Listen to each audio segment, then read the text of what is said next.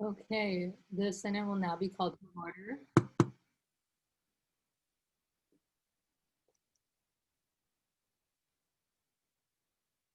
Judy, could you go to the next page, please? Sorry.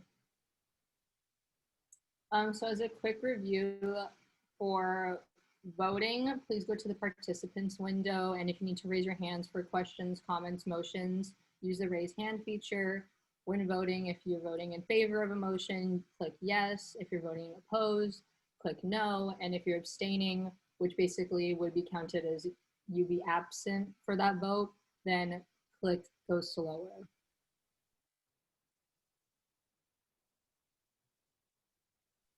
So this is the agenda for today. So we will start with the land acknowledgement. Next slide, please. As we gather for this meeting, physically dispersed and virtually constructed, let us take a moment to reflect on the meaning of place, and doing so, recognizing the various traditional lands on which we do our business today. And since this meeting is being held online, a singular land acknowledgement won't capture the richness of our distribution across the US and around the world. So since Associated Student Government operates as a body of the University of San Diego, I would like to share the land acknowledgement that is used at USD. And I also invite today's participants to consider their own position with regard to the land where they find themselves. I want to acknowledge that the land on which we gather is traditional and unceded territory of the Kumeyaw Nation. I want to pay respect to the citizens of the Kumeyaw Nation, both past and present, and their continuing relationship to their ancestral lands. Moving on to the approval of the agenda. Alana? I move to amend the agenda to include swearing in of TPB members to agenda item 6.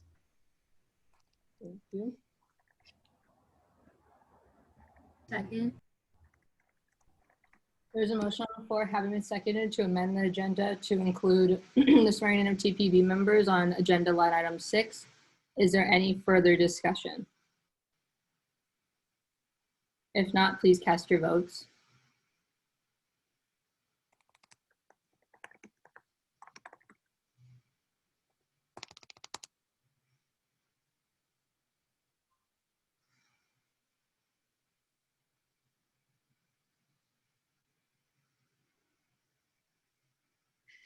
Thank you. Motion passes.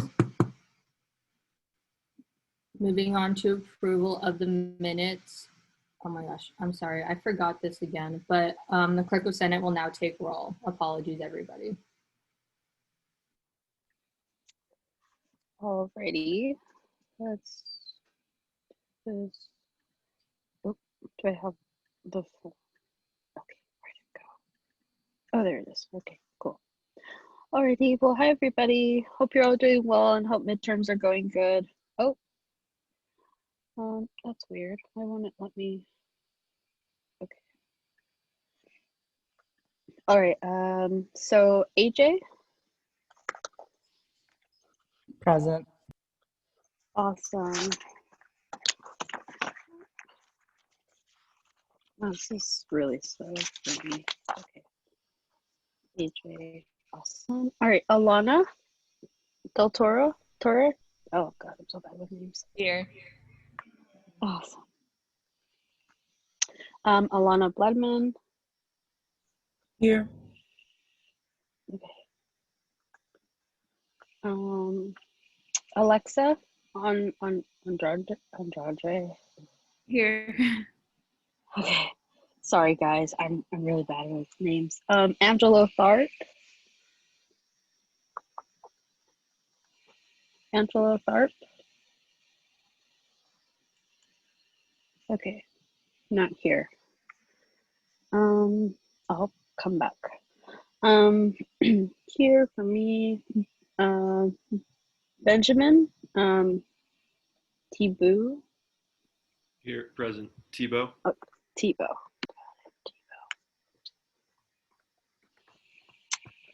Okay, Brooke Powell. Here. Okay, Catalina Okay, there's pronunciation here. Awesome. Carbal. I'm here, and it's Carvajal. Oh, Carbal. Okay. Alrighty, sorry about that. Chidi. Okur. Here, and it's Okaru. Car. Got it. Thank you. Elena Cruz. Here. Okay, great. Ezra Wheeler. Here. Awesome. Fantasy Bias. Here. Okay, awesome. Harrison Tarbox. Here. Jay Johnson. Jay Johnson. Okay. Jay's not here. Lauren Fetis. That is here. Cool. Okay. Madeline Wu. Madeline, present. Oh, okay. Madeline. Max Donahoe. Present. Awesome.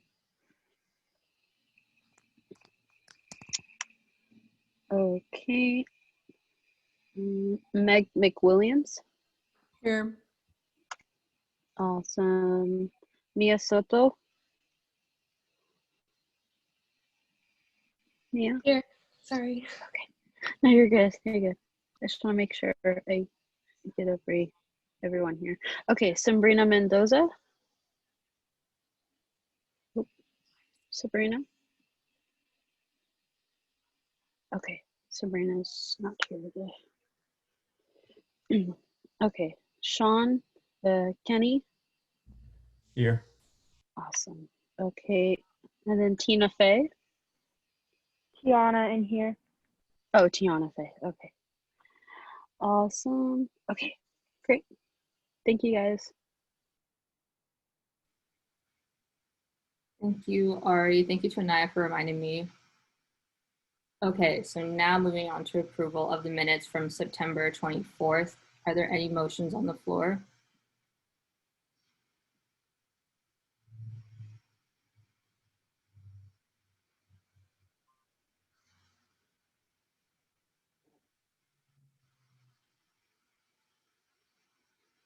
Ezra?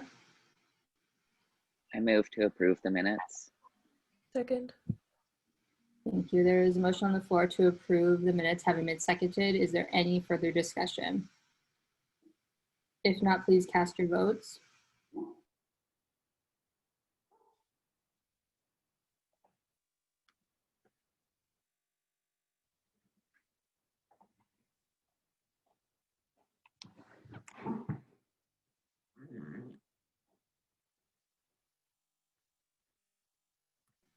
Jay, if you could please cast your vote.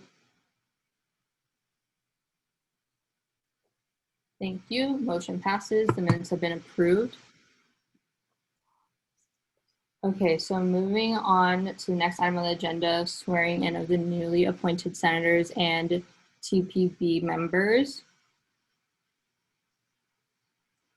The members of the Associated Student Government of the University of San Diego shall adhere to the highest ethical standards. They shall exercise judgments which are fair, consistent, and equitable. They shall do everything they can to strive for excellence in their goals, adhere to the Constitution and bylaws of the Associated Student Government, and work to achieve the mission of the University of San Diego. After each of the following questions, please respond, "I will." So senators and TPB members that are being sworn in, you can unmute yourselves for this part. Will you demonstrate loyalty to the mission and goals of the University of San Diego? I will. I will. Wait, point of order. Did you move to swear them in? No, thank you. Okay, is there a motion on the floor to swear in the appointed senators and the TPB members? Sean? I move to swear in the appointed TPB members and new senators. Second. Thank you. There's a motion on the floor having been seconded to swear in the appointed members, senators, and TPB members. Apologies, everybody. We'll pick up at the beginning again. So after I say the question, you can say I will. So will you act within the Associate Student Government's Constitution and bylaws? I will. I will. Will you be fair and just in the treatment of all, addressing issues and people without prejudice, and maintain a positive working and learning environment? I will. I I will. will. Will you honor agreements and preserve confidentiality? I will. I will. Point of order. There was supposed to be a vote. Right. Yes, we just did that, if I'm correct. Is that correct, parliamentarian? Sorry, I guess I must have missed it. My bad. That's okay. Will you be honest and accountable for your actions and statements? I I will. will. I will. Will you demonstrate personal and professional integrity in all matters and respect ASG leaders, administrators, faculty, staff, and students? I will. I will. Will you provide leadership in all of your assigned duties? I will. I will. ASG leaders, please join me in saying the oath of office. So you can just repeat the oath out loud after I say it.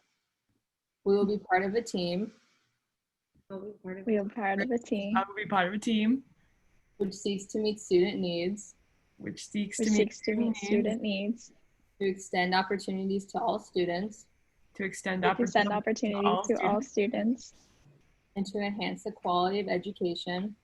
and to enhance the quality of education Students are offered at USD.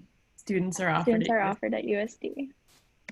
We will work with fellow members We will work We'll with work with fellow fellow members members of the Associated Student Government of the of the Associated Student Government in a spirit of harmony and cooperation.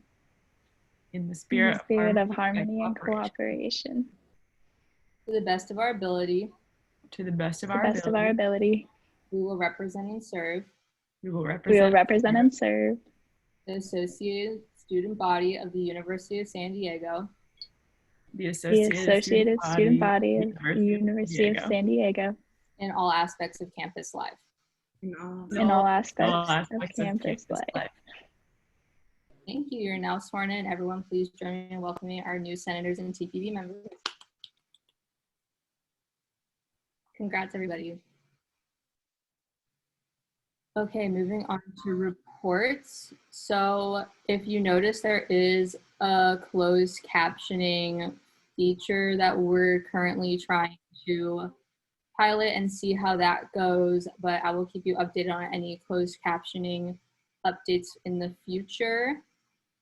Moving on to email etiquette. So one, as we've discussed before, that it's a professional working environment. So if you could try to extend the way you conduct yourselves in Senate to your emails, that would be much appreciated, as well as CCing me in any emails that you feel would be appropriate just to keep me in the loop. I would rather have more emails in my inbox than not knowing what's going on and just updating me later. So it's just a lot simpler if you just CC me on emails relating to Senate business and such.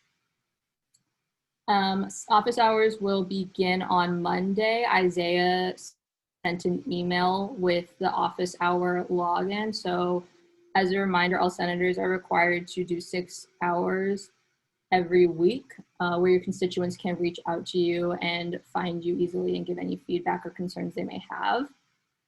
And then as for a point of privilege versus motion to adjourn, I know that last meeting there was some confusion about when to use which motion. So typically if it's 2 o'clock and you need to go for class or for whatever reason, you can just call out point of privilege. You don't have to be acknowledged as a parliamentarian updated me on. You don't have to be acknowledged by the speaker. You can just unmute yourself and say point of privilege, and then just say point of privilege, I have to go to class. and then I will say taken well, and you can excuse yourself and just leave the meeting. Whereas a motion to adjourn, that means that everybody has to leave, like the meeting's done. So if you need to go for a class or for some reason, but there's still business to be handled and there's still people's hands are raised and such, it's just a better idea to just use a point of privilege instead of motioning to adjourn. And then, like I said before, point of privilege doesn't have to be addressed by the speaker, so you can just unmute yourself for that. And then also there are some vacancies still for appointed positions for senators. So on the next slide, I have the positions. So there's one Valley B senator, one Valley C senator, Pacific Ridge and Loma Palisades, and one School of Engineering. So if you know anybody who you think would be a good fit and would be interested, please tell them to send me an email, which I will send in the chat. So now on to reports from committee chairs. We can start with Ben. I have no update. Thank you. Ezra? The first update is in the coming week, I will be meeting to brainstorm some anti-racism training to bring to ASG and other student org leaders with a few other senators and ASG members. And then the main thing we've been working on, which is also in new business, so we will get more, I will go more in depth there, is a response to the Silent No More student media op-ed that was published recently. And so we are outreaching to create a collective response to that to engage in the constructive dialogue that was asked for in that op-ed. And so those are the main updates from us. Thank you. AJ? I have no updates. Lana De La Torre? Nothing besides later on today. We're just hoping to approve some re-registering student orgs. Thank you.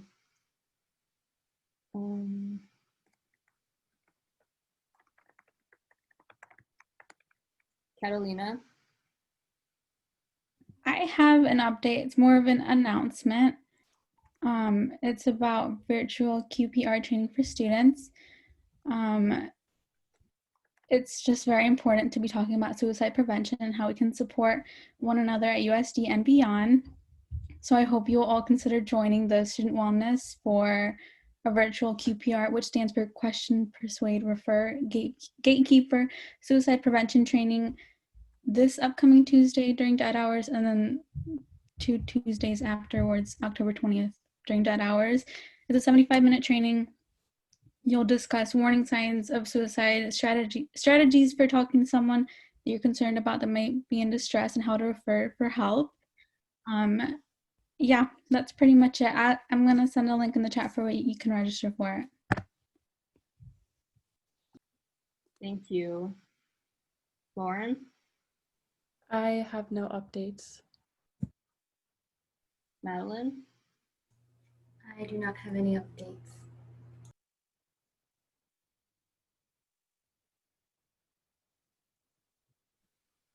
All right, thank you. Moving on to reports from ASG Executive Board and ex officio members. We could just go in order of who's on the list. Thank you, Maya and Catalina. I really appreciate you mentioning that. That's an issue that's near and dear to my heart. So I really implore everyone, if you can make it, if you don't have midterms crazy during the next week, please try to make it. So in terms of updates, it was yesterday, Tuesday morning, we met with the representative from the Black Alumni Network, Kelsey Dantu, Dr. Jillian Tolles. She was one of the authors of the Black Faculty Letter. And of course, us, I was accompanied by Anaya and Ezra. Really appreciate you both attending. So in terms of action steps that came from this meeting, we're gonna meet with Ashley from the BSRC to discuss potential what to see what they're doing, and again how we can help. And then also we got contacts from the student athlete, student government. Katie and Marissa, we're going to be meeting with them. We really want to meet with them as a response to what happened to Kofi during his time on the football team. I don't know if everyone saw his the post on Black at USD regarding his experience with racism on the football team. It's extremely powerful, and I encourage you all to read it. And then Dr. Charles provided us with updates with some of the requests that were listed in the Black faculty letter. I only got the ones from 1 to 4 because it was towards the end of the meeting, so we were trying to just squeeze in as much info as possible. And Kelsey, she has been meeting with administration to discuss an increase of consequences, because there's a very clear lack of consequences for when students say racist things on campus. And that's not okay. We really need to increase that, so we'll be working. I reached out to VP Vasquez and her assistants to discuss and see the progress on this. So we'll see where it goes from there. Last Friday, I presented the SACBOT. Meeting went smoothly. There should be some information from that will be going public soon. So we'll keep an eye out on that. And then the reason why I was not at Senate last Thursday was because I attended the Council of Presidents for FSL. It was a good dialogue between all the presidents, just discussing future steps.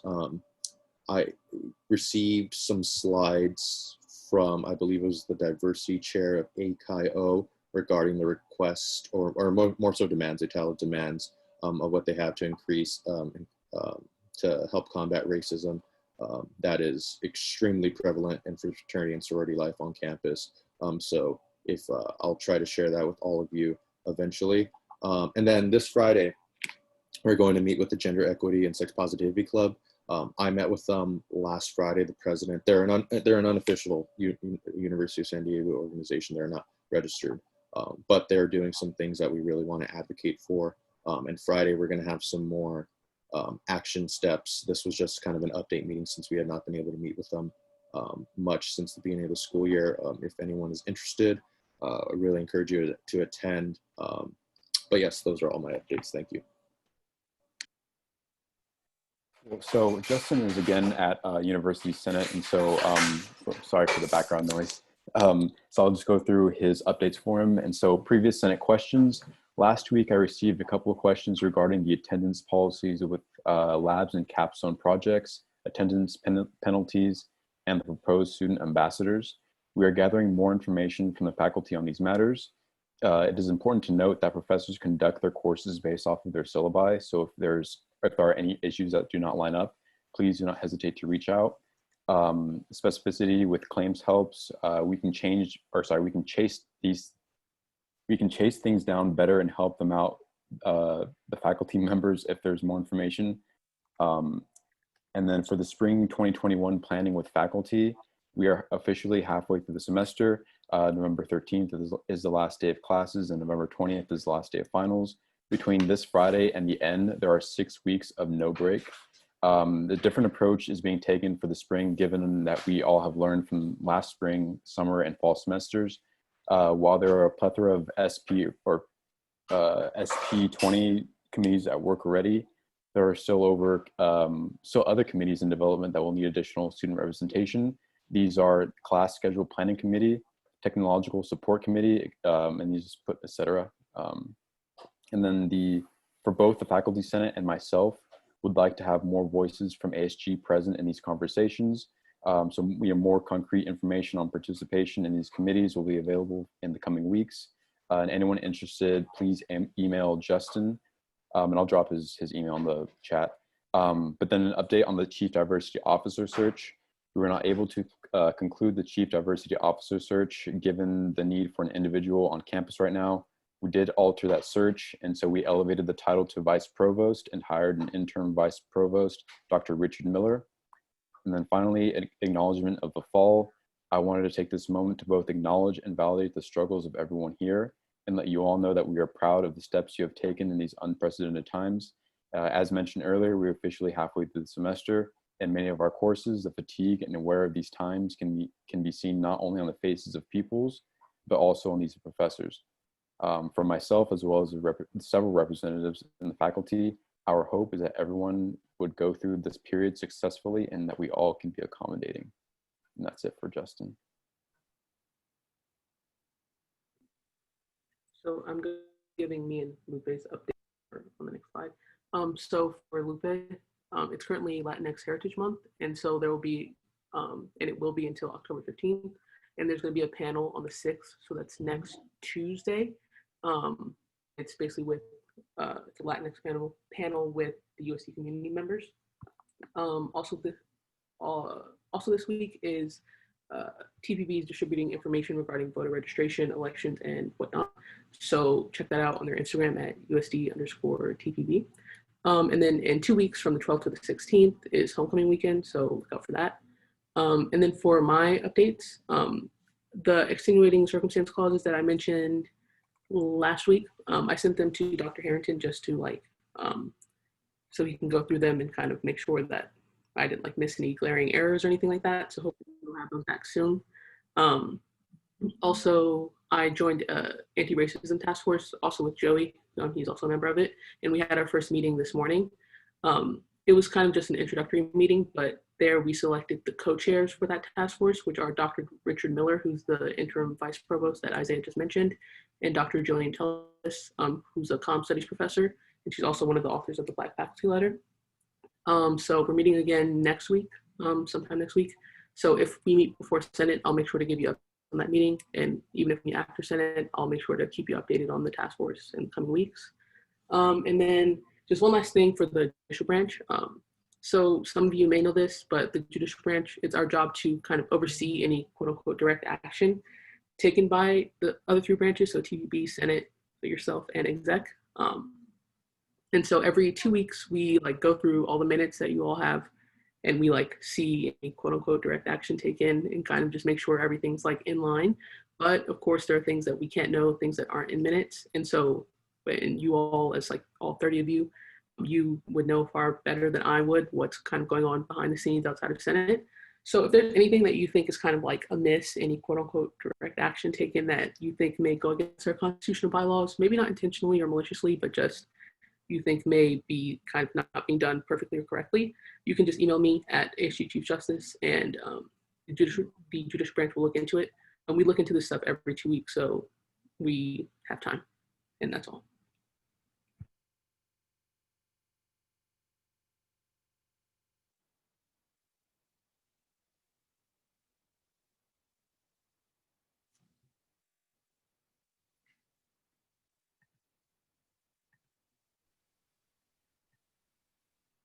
Rafa told me that Isaiah was going to be presenting his updates.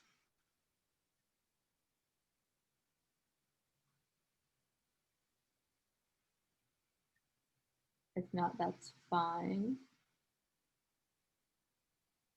We can move on to Public Relations Chair. Okay, hi everyone, happy Thursday. I hope you all are doing wonderful. So just a quick reminder, meet the team forms. I sent an email to those who haven't completed it yet. So at this point, you know who you are. Please complete that as soon as possible. The weekly update videos, the clips are due today for October 12th. If those, I sent out an email to those that would kind of be administrative towards that. If that didn't make any sense to you whatsoever, please email me with your questions and I'd be happy to explain that to you more in depth. But the clips for the next 2 weeks are due today. So if the form doesn't work for whatever reason, please email the clip to me. And then lastly, there's just been a lot of technological issues with the Senate Zoom link via the website and the Instagram. We're trying to figure out what's happening with that. It's the most bizarre thing ever. So it should have worked today with the Instagram. If not, just send me a chat or DM the Instagram and I'll send you that proper link. Again, don't know why it's happening, but we'll figure it out. But that's all the updates I have for you. Awesome. Happy Thursday, everybody. So the biggest update I have is just the Senator's office hours log sheet.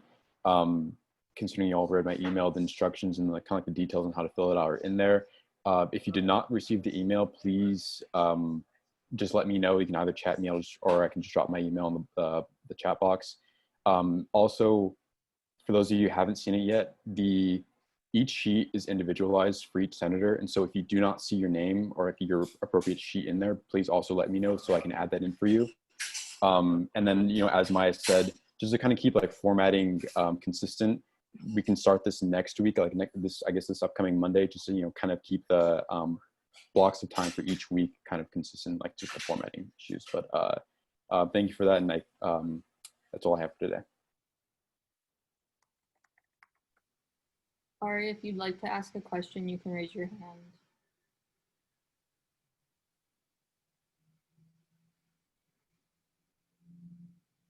If not, we'll move on to approval of re-registering student orgs. So Alana, you can present. Yeah, so there's about 100 orgs that need approval today. These clubs are already established clubs and have been on campus for a while now, but they're just going through the re-registering process again. So I've listed them all on the next couple of slides. You guys can just take a couple seconds to look through them all. Maya, you want to go?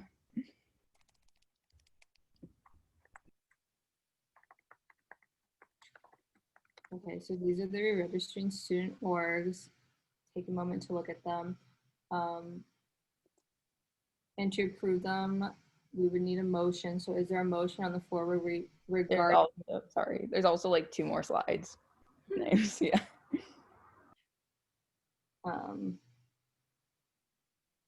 We need a motion regarding the student orgs. So is there a motion on the floor? Ben? I move to approve these student organizations. Second. There is a motion on the floor, having been seconded, to approve the re-registering student organizations. Is there any further discussion? Fantasy. Can you just go back to the first one, or maybe give like 10 seconds for each one? Sorry, just trying to really tooth comb, however you say, look at them.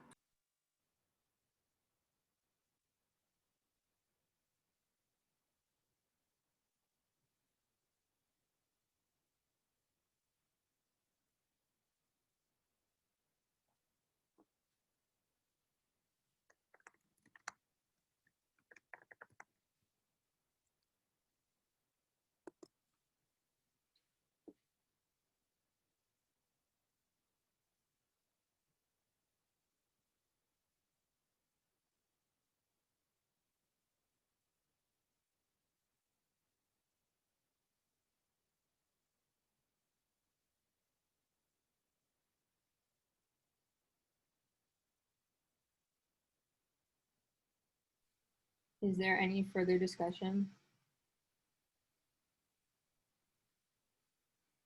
If not, please cast your votes.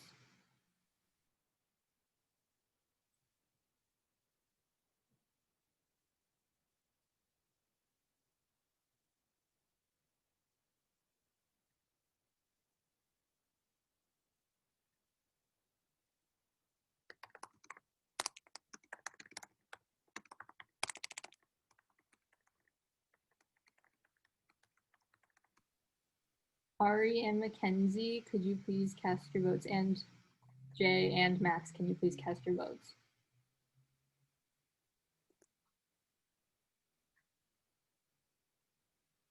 Thank you. Motion passes. The re-registering student orgs have been approved. Moving on to next item under new business. Catherine will be presenting on the Copley Library renovations. Am I able to share my screen? Will it? Yeah. Mm-hmm. Okay. 1 second here. Okay. For those of you who don't know me, if you're new to ASG, my name is Catherine Paolillo. I am Copley's visiting evening access librarian or night librarian, and I'm also the ASG liaison, so I'm here for you guys. If you notice me crashing your meetings all the time, that's why. Today I'm going to be talking about 2 updates for the library. First is going to be our COVID-19 limited reopening that's slated for next week.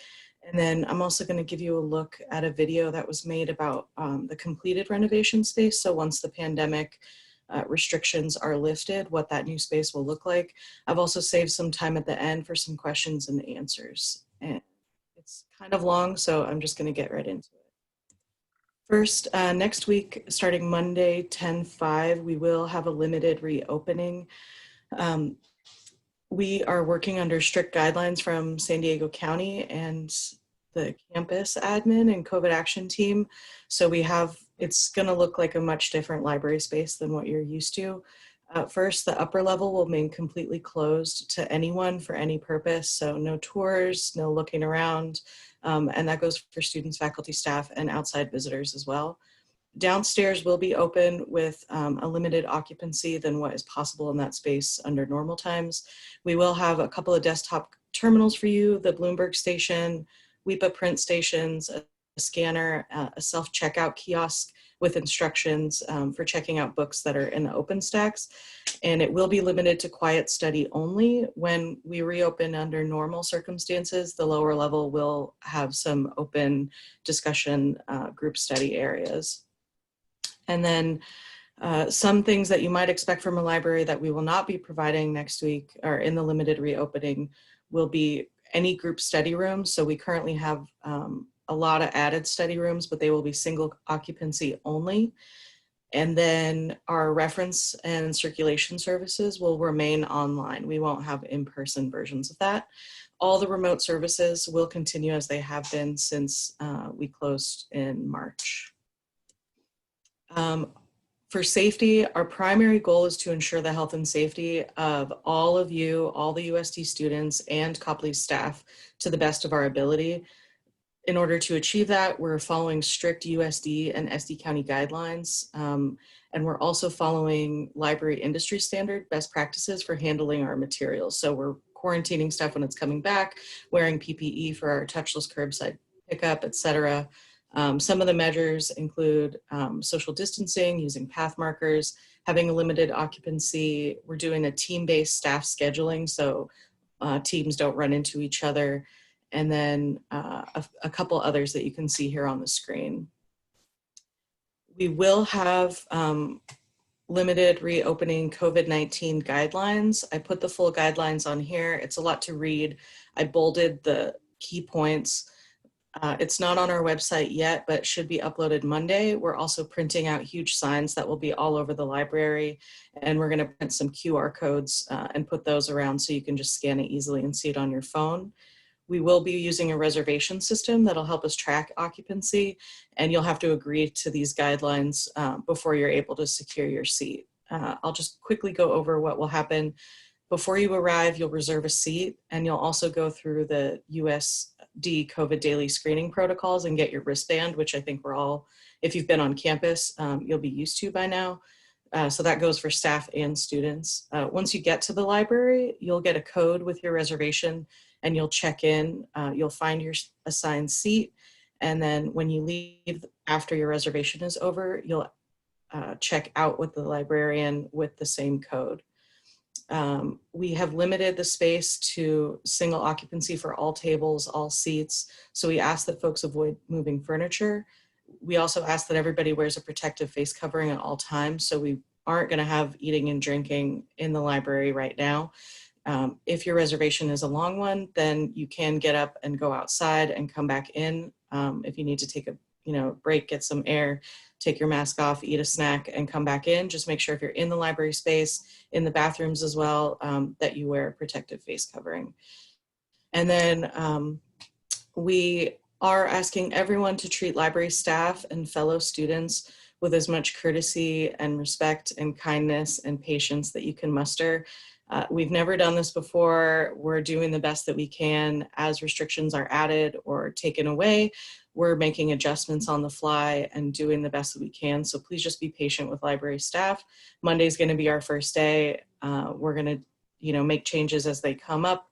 And we're here for you if you have questions. I'm here. If you have questions, we'll be there for you. But just to be patient, this has been really hard for everyone for many months now. So the reservation system isn't live. It'll go on our website on Monday, and I'll post it to all our social media platforms as well. There's a screenshot of it on the right that you can see. Basically, you'll click the link and then you'll get to look at the spaces. The seats down here on the bottom will have numbers and descriptions. You can actually click these and it'll show you a picture of the seat as well as a description of where it is, so you can pick one that'll best suit your needs for the day. It'll also list the available Bloomberg terminal and the desktop computers. We have both Dell and, or both PC and Mac available. You can select a time anywhere from 15 minutes to 3 hours for the seat. Once your reservation is confirmed, you'll be given a code that you'll use to check in and check out of the library.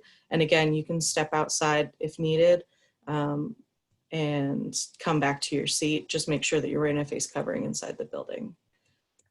So I know it's a lot of information. This video tour is of the completed space. It doesn't quite have all the furniture that will be finalized once the pandemic restrictions are lifted. So I'm gonna it doesn't have music, so I'm just gonna narrate over the video, kind of point out different things and where changes have taken place and what it might look like when it's done. The video is about 5 minutes.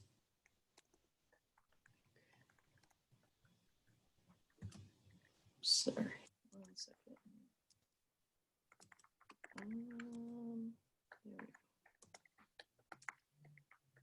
Okay, so this is the upper level. Again, it will be closed until pandemic restrictions are lifted.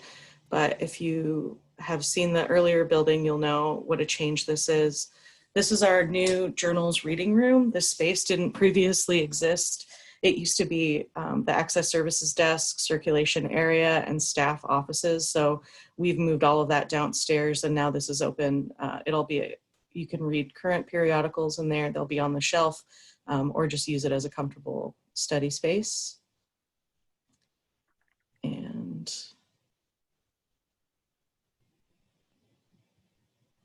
this is the hallway to the Mother Hill room, and all of these study rooms used to be faculty offices, which have now been transformed into group study spaces.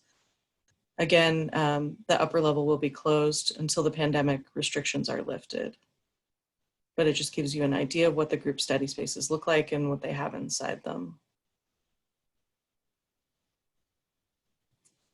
Again, the hallway to the Mother Hill room or the Harry Potter room, it's currently under renovation as well.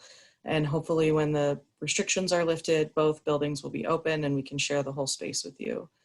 This is also a brand new space that didn't exist before. It's a smart classroom, so we have projectors and integrated podiums, etc.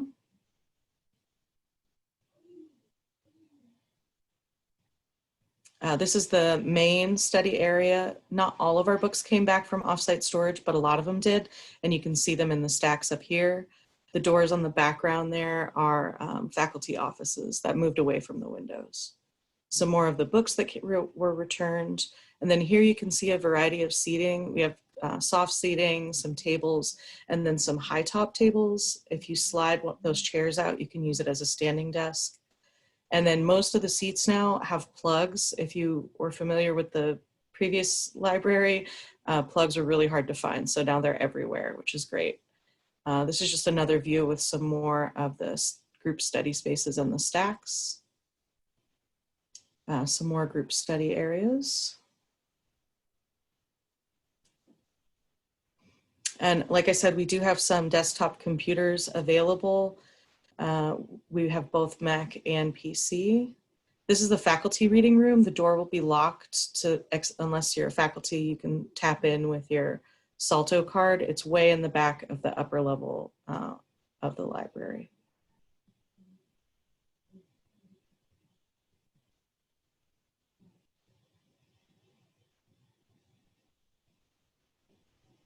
Moving downstairs, this is the stairwell and the elevator. Both of those will be blocked during the limited reopening.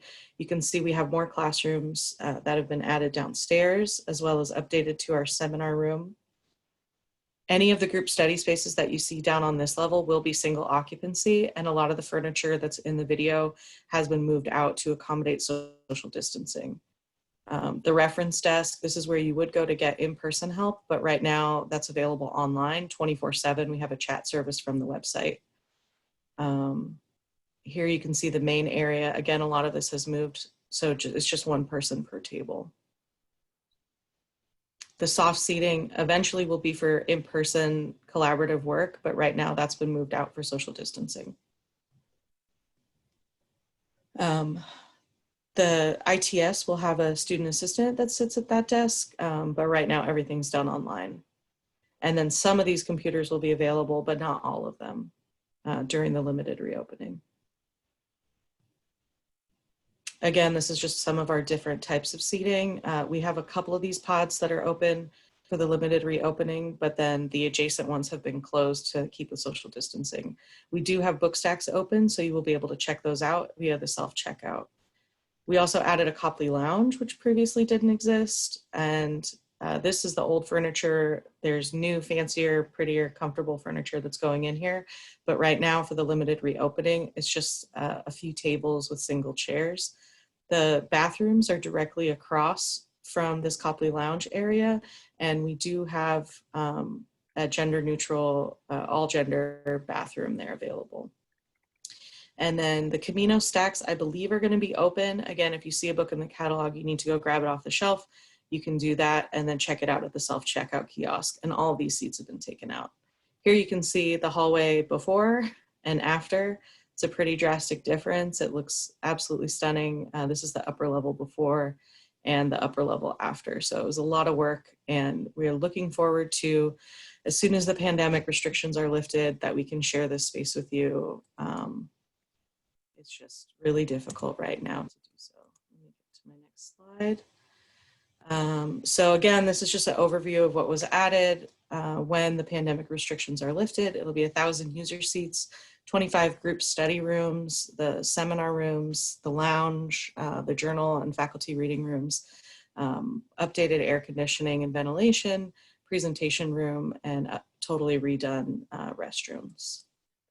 So I'm going to stop my sharing for question and answers. And I'm not sure how much time we have left, but I put the library's website in the chat along with my email address. So I'm happy to address whatever questions you have now. If you think of something later, please feel free to email me. I'm your liaison to the library. So if I don't know the answer right now, I'll also jot it down for myself so that I can go ask Dean Bird and find out the information and get back to all of you. I'm open for questions. I don't know if Maya is the one who's going to organize the questioning. Okay. Yes, thank you for your. Thank you. Fantasy? Hello. Yes, thank you. Thank you so much for presenting that. I know that y'all have been hard at work, and it's definitely a great project. I was wondering if in the community lounge, if there could be like the lounge there, if there could be like a community microwave and fridge. I don't know like what y'all think about that, but sometimes I just think about traveling like with food, or like sometimes I think about lounges, you know, like Teacher Lounge has like some things where you could either store things away or just like heat up your food for that, I guess. And then another thing is, so I know the accessibility of the entrance is going around like to the right, kind of long loop around or up the ramp instead of the 15 million stairs. I don't know. Or I was also thinking on the left, you know, so you're looking at the building on the left, like the side. I know that there's like a side entrance. I don't know if it's open to the public. I know that there's just like kind of big doors there. Is that an option to maybe get it open or have like a paddle on that door so someone could enter at like the bottom level and come up instead of going around like the ramps on the right? So at first for the lounge, for the microwave, I will ask about that for the future, but since there's no food or drink now, then it won't be able to happen right now, but I will ask for future. I'm not sure what the rules are. Once the pandemic restrictions are lifted, people can eat and drink in the library again. We're totally fine with that. I don't know about the heating. We will also have some lockers that will be time-based, and you'll get a little code. So if you need to stash some stuff or some snacks, like we will have lockers, those won't be available during the pandemic restricted opening. As for the entrance, the main entrance is going to be closed because that goes to the upper level. The back entrance that is opposite the new learning commons is where people are going to enter. And I don't know the best way to get there. I haven't actually walked that yet. The side doors that you're talking about is the staff entrance. And I don't think that we can allow the public in there. Again, I will ask to confirm that, but I'm not sure what the ramp situation looks like coming from the learning commons. I haven't been over there yet, but I will investigate that and get back to you. And I can either email the whole group, or if anybody wants like individualized answers, I can do that, whatever you think is best, or I can just email Maya and she can send it out to the whole group, or I can report the answers at the next meeting. We've reached our allotted time for this agenda item, so if anyone would like to extend the time, they can make a motion to do so.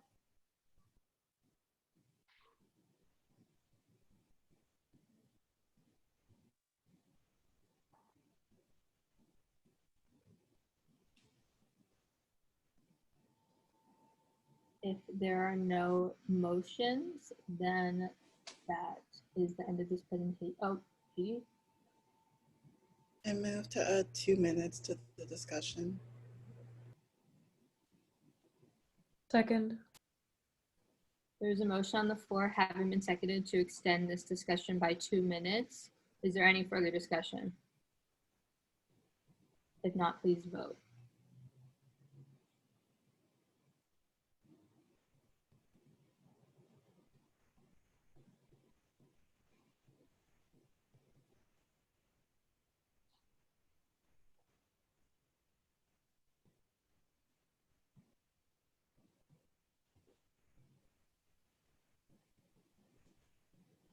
Ray, Brooke, Ari, could you please, and Sean, could you please cast your votes? Thank you. Motion passes. Okay, you can continue with the conversation.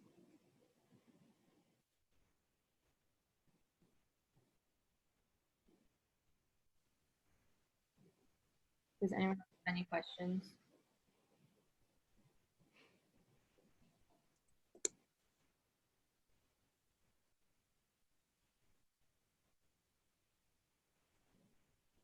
Madeline? Thank you for presenting. It was really nice to see the whole new library. You might have mentioned this, but are the bathrooms going to be open when we reopen on the 5th? Yes, they will be. The downstairs floor only, but there's men's, women's, and a single-use all-gender restroom that's downstairs. We just ask again that you keep your face covered the entire time that you're in the building, including in the bathroom. Just again, and maintain social distancing. So if you see a long line, we're gonna monitor that. We are limiting occupancy way down based on county guidelines. So there should only be about 46 people in the building at any given time. And you have to have a reservation to enter. So it should make it pretty distance and comfortable inside during that time. And I forgot to mention that it's only going to be the limited reopening for students. Faculty and grad students are not going to be allowed to use it as a study space. We wanted to open it up just for undergrads, so they have an extra study space on campus. Thank you, that's good to know. Mm-hmm.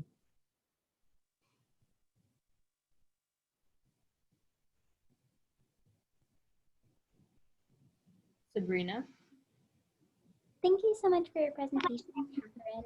I was just wondering if it's possible to create any lactation spaces for like any students or faculty or graduate students who may be breastfeeding, if there's any option for that, because there's not too many on campus. I don't know. I will ask. I don't know where. Most of the rooms have glass windows facing out everywhere. So there isn't much privacy, but I will definitely ask. I meet regularly with Dean Bird, so I will propose that to her and get back with Fantasy's question and your question, and I'll email Maya and she can report out. Thank you. We've reached our extended time for this.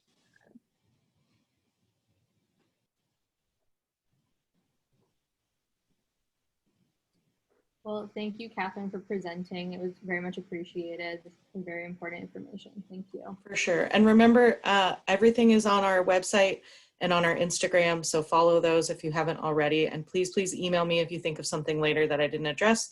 And thanks for letting me present. Thank you.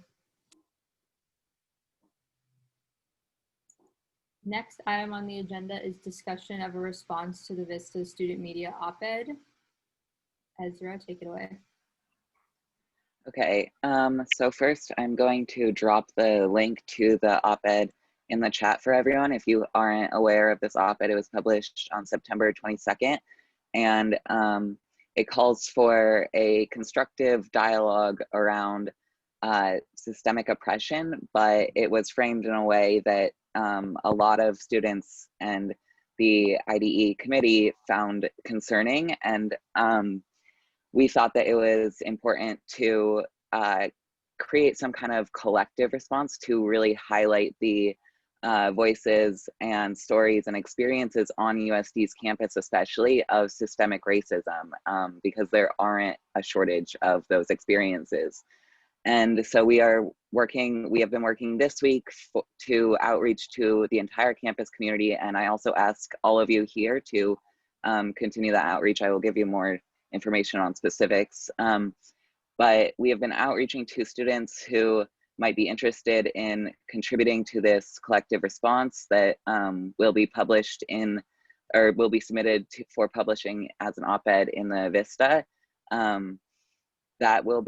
We are collecting all of the responses, and we need all of the responses from students who would like to be part of this collective response and this discussion about systemic racism at USD and the larger society by October 3rd, Saturday, October 3rd, preferably by Friday, October 2nd, though, so that we have time to do some follow-up and if we have any questions, and just to make sure it's all put together well and represents students' voices as fully as possible and as unrestricted as possible. And so please reach out to your constituents if you know anyone who might be interested in contributing to this, and you can also email me. I will put my email in the chat with any questions. And further, the big thing that we are using this opportunity and this discussion for is to create ongoing change in the form of a student media outlet under the IDE committee that is specifically dedicated to uplifting marginalized voices and stories at USD, because there isn't a student media outlet at USD yet that is specifically for that purpose, and we need it now more than ever. And so that is going to be taking place over the next couple of weeks, figuring that out, and then I will always give more information at Senate and emails, and I will drop my email in the chat, but that's basically what we're working on for this right now. And so I'd love to hear any feedback, questions, anything you have concerning this.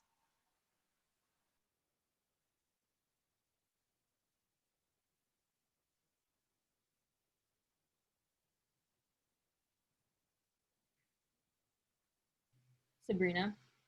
First of all, thank you so much, Ezra, for doing this. I just wanted to clarify if this was for current and former students for us to reach out to, since obviously former students may have their story they'd like to share as well. Real quick before I call on another senator, just a reminder to the senators to please do not address other senators by name. Thank you. Ezra. So for the collective response directly in response to this Silent No More op-ed, it is we're just collecting stories of current students, since this is a student media outlet, but we are open to opening up the larger student media outlet, which doesn't have a name yet. If anyone has any ideas, we are totally open to alumni and students, because that is an important conversation and these are not new issues. And so I think that that perspective is really important too. Fantasy. Hi, thank you. I don't know if we're going into like the logistics of how the piece actually got to even be published, but I was gonna ask if this, I guess a couple in one, is this person aware that like this is problematic and like we're bringing it up, or I don't know what's happening with, you know, like, yeah, the author of this op-ed. Also, like, as for like the Vista, like what is their protocol or practice in like approving op-eds or not approving, you know, like can anything just be published, is what it seems like, or does it have to go, did someone advise this? Because I mean, ASG has been through this where someone has advised and like looked through something and approved it and then it turned out problematic. So it's either, I don't know, you know, someone advised it wrong or it wasn't advised or whatever happened. So if you have questions or answers on those, I think I have some other questions too, and like, but I can just leave it there for now. Hopefully that made sense. Let me know if I need to clarify. Ezra. So I don't have answers as to like the process of op-eds being approved with the Vista, but I can definitely get you answers for that, and figure out what that process is and relay that to you. But as for communication around this specific op-ed, there has been no communication with the specific authors. There has been communication with Professor Gina Liu, who advises the Vista, and their op-ed team, just kind of letting them know that we are collecting these responses and putting together something, and that we are aiming to, and we are going to create a separate student media outlet for diverse stories and experiences relating to the mission of the Inclusion, Diversity, and Equity Committee. And part of the reason that we feel like that is really necessary is because there isn't transparency in the student media outlets that exist now. There have been issues of what's been published, what hasn't been published. And so we want something that is specific to this mission and this purpose and uplifting these voices. So that is part of the reason that we are taking this opportunity to create like a long-lasting change. And I will get you answers about like op-ed approval process as soon as I know. Alana Bledman.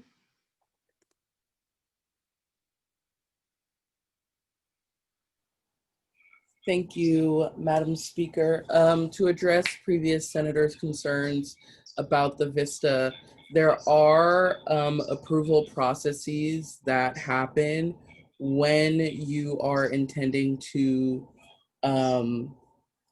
write a story to be submitted. I can say that personally, I, as well as fellow alumni,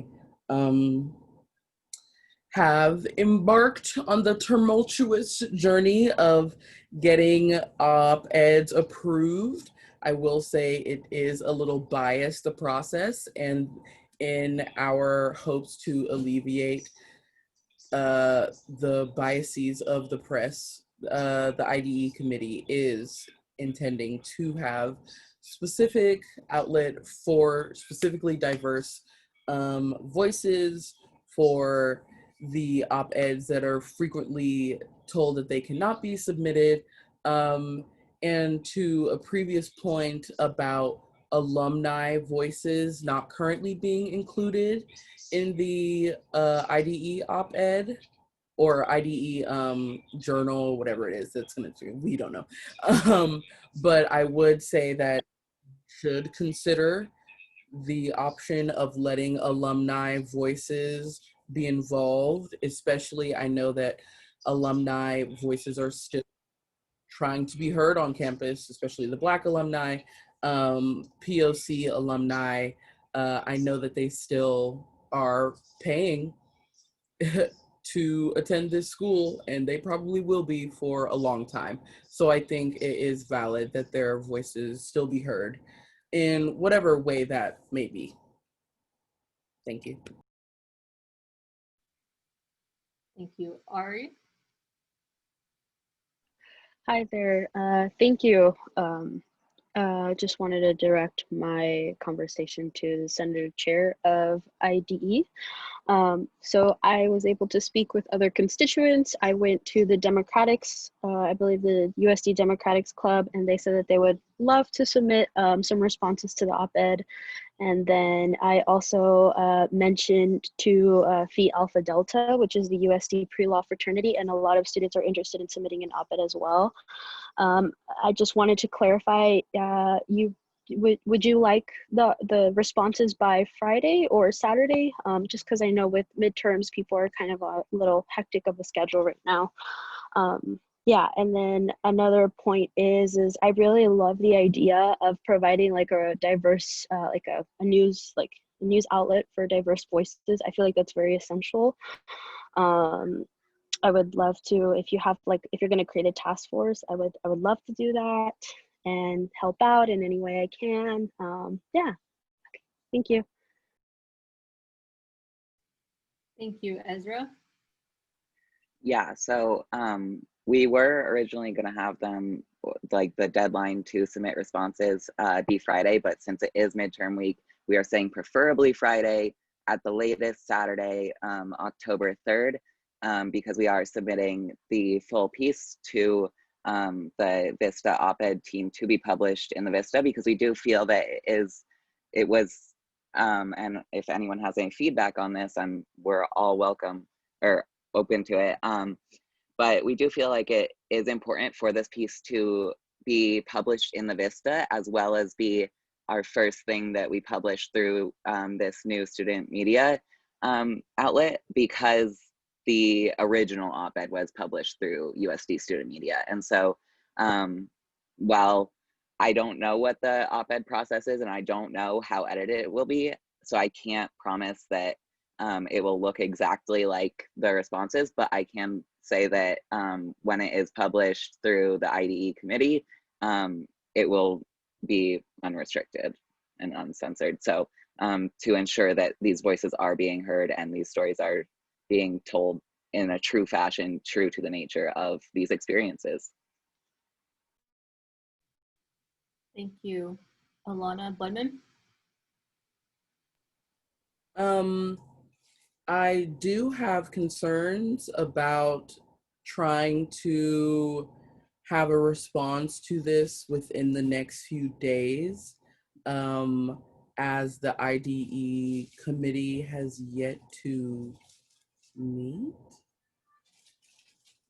I just want to make sure that everything is fleshed out, because this is something that can potentially cause some upheaval. So especially, uncensored, fresh, new response. So I just don't want us to get too caught up in trying to make it quick that we lose some quality. Thank you, Alana. Chidi? Yes, I just wanted to highlight what a previous senator had said about, I guess, rushing to get this published and out. I do think it is a really amazing idea. Just being on Senate the past year and being on it now, I do recognize there is a contentious relationship with the Vistas and Senate, as well as the Vistas and people of color in general at the University of San Diego.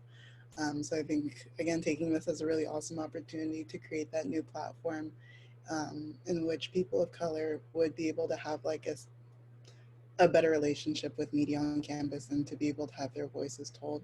I think that is amazing. But in regards to curating that response, I do think it is going to take some time if we just like recognize and take into account that sort of relationship ASG does have with the Vista, and also the fact that that article was published by a previous senator. I just think it requires a lot more, I guess, time and just review and making sure that we're including some of the right voices and people who will be able to provide some powerful things. So I think it is a great idea. I just think maybe a little bit more time would be necessary.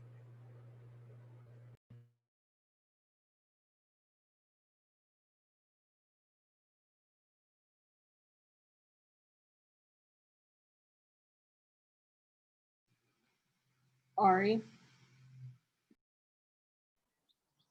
Thank you. I just wanted to say that I agree with the senator's previous statements, because there are many individuals that would love to contribute to this op-ed, and just because within such a short time frame, it's very difficult for me to like kind of be able to collect all of them, because there are a lot of people that want to be able to contribute to this response and provide their input and their voices to be heard. Yeah. Fantasy? Hi, yes, definitely want to echo previous statements. I definitely understand both like aspects of, you know, like the urgency and prioritizing, like shutting it down, like as soon as possible. But also, you know, having the voices that could be, I guess, heard and collaborated with. I guess I'm curious how much time we are thinking, because I feel like too much time could lose the intention, could lose the urgency, and could have too many cooks in the kitchen, or folks just wanting to contribute just to say they contributed without actually putting in the work. So, I mean, not trying to call anyone out, but yeah, just if anyone has an idea of how much time, maybe that's next week instead of tomorrow, because that is October 2nd tomorrow, or early, I don't know, before the middle of the month. We only have about 6-7 weeks, so that's not a lot of time to, I guess, rest of the time. Just wondering on that, if anyone has an idea or ballpark, or if the person who's initiating this wants to talk about the ideas on time.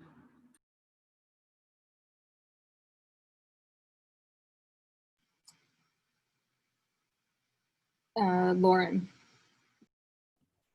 Yeah, I want to echo what most of the previous senators have said. I think that the timing of this op-ed is going to be super important, especially I understand wanting to get it out quickly because you do want to get out a response and you do want to make it known that, not condemn it, but, you know, not okay. But I know personally I would like more time to be able to reach out to my constituency. And the second, my question actually is if anybody has any advice on how to reach parts of your constituency that you don't necessarily have personal relationships with, especially with everything going on right now. Thank you.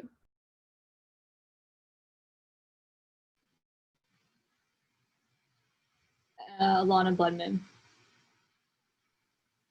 Thank you, Madam Speaker. I personally do think this conversation would be better held after the IDE committee solidifies their ideas regarding the student media response. As far as the conversation that has been had, it was a very short discussion with only a few senators in regards to what to do with this response, how to move forward, and creating that new avenue for journal entries, poetry, reading, whatever the case, whatever it's called. I have no idea what to call it in the meantime. But I do think this discussion would be better had after more time has been spent with the committee specifically about what it is that needs to be done.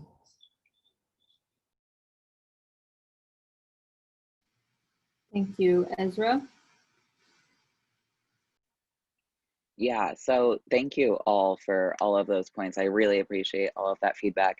And I do want to say that I definitely do think that this could take a bit more time. I do, the thinking was just, since this was published on September 22nd, and then we just don't want to lose the conversation and momentum, but I definitely know that that conversation and that momentum has to be intentional and really well thought out. And so I think that that's totally fine. And I think that we can discuss that at our committee meeting tomorrow, and I can send Maya an update, and we can just say that we will extend the deadline, and I can send Maya an update of when that deadline is, so that we can do a really thorough job of creating something that is really intentional and does justice to these experiences and these voices. And so I really want to thank you all for that feedback, because that is really helpful. And so don't worry about the October 2nd, 3rd deadline. We will talk about it at our committee meeting tomorrow, and I will send Maya an update. We've reached our allotted time for this agenda item. If anyone would like to make a motion to extend it, they could do so now.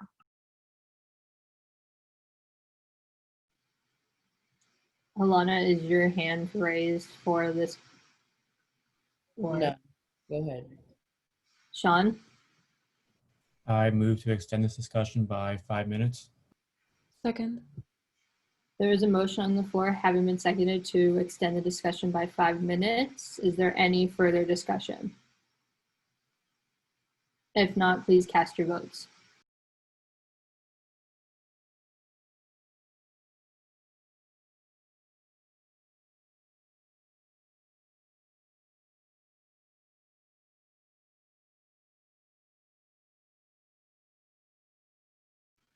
Jay, can you please cast your vote? Thank you. Motion passes.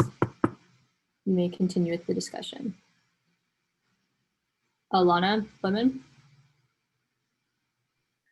Thank you, Madam Speaker. I would like to remind the Senate floor that I know that sometimes when we're having these discussions, we try to remain, of course, professional and business-like, whatever that means. But I would like you all to remember that on a more social level, your constituents are still talking about this. They are reading that op-ed, they are passing it around to their friends, neighbors, and peers. Especially, I know that a lot of discussion has started regarding the author of the op-ed, some of their personal peers, and a lot of new backgrounds on Zoom, including Turning Point USA, a lot of very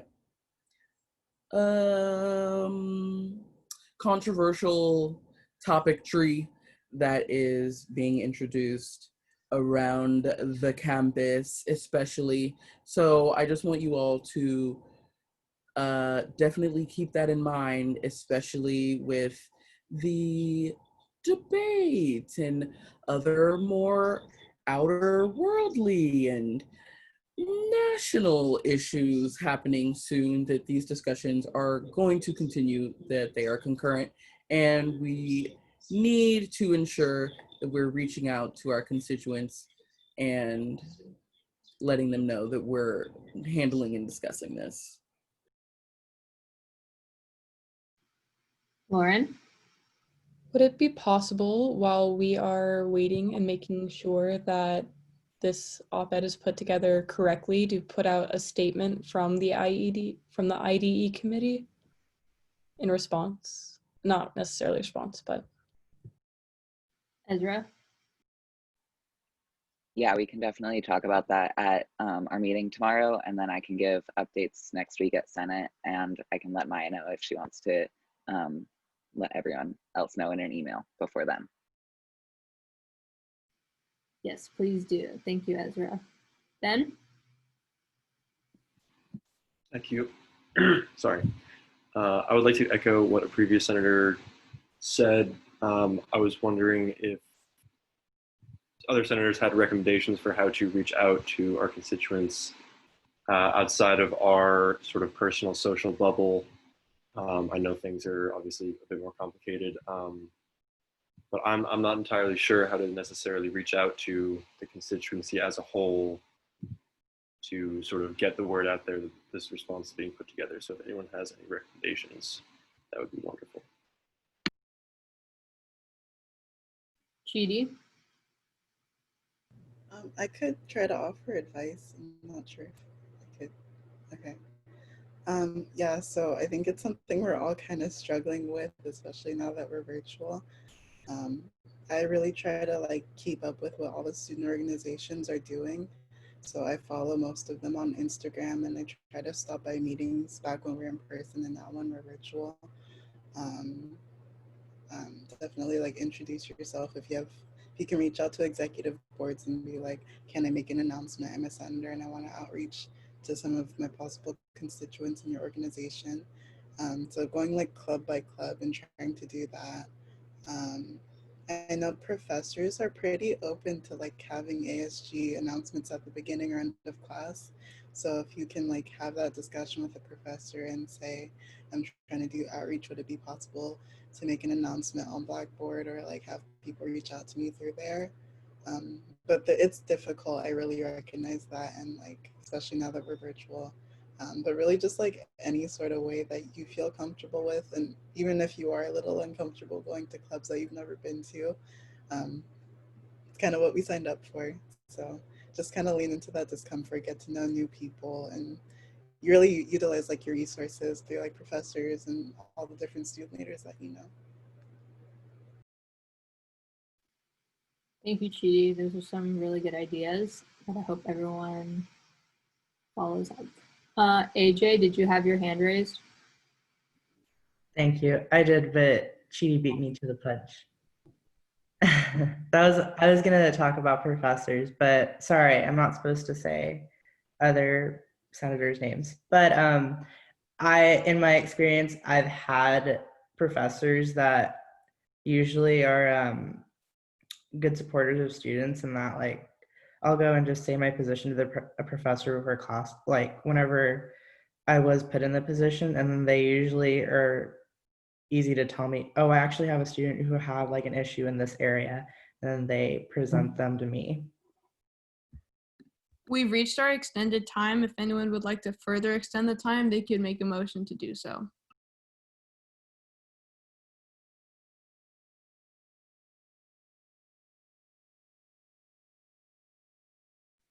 Ari?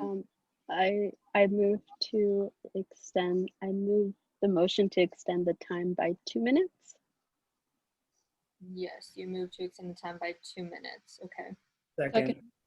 There's a motion on the floor having been seconded to extend the discussion time by 2 minutes. If there's not any further discussion, please cast your votes.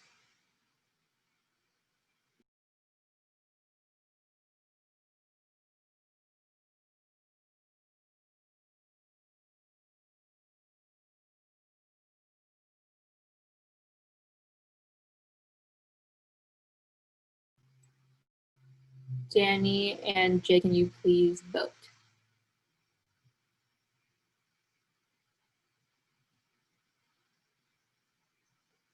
Thank you. Motion passes. We may continue with the discussion. Lana Bloodman had their hand raised. Thank you, Madam Speaker. I would like to again echo some previous sentiments about reaching out to constituents. I know that it is a definite difficult task, and I appreciate you all being concerned. I will say that there was a commuter mixer recently, and I attended, and there were few commuters there, and they were definitely surprised to see Senate at all involved in what they were doing. So I personally think that's a shame, and I am asking that commuter senators, I didn't call y'all by name, so that's fine. I ask that commuter senators just remember their position and remember to check those emails and be upfront about perhaps writing back saying that you can't go, so it gives others initiative to know that someone has to fill in that spot.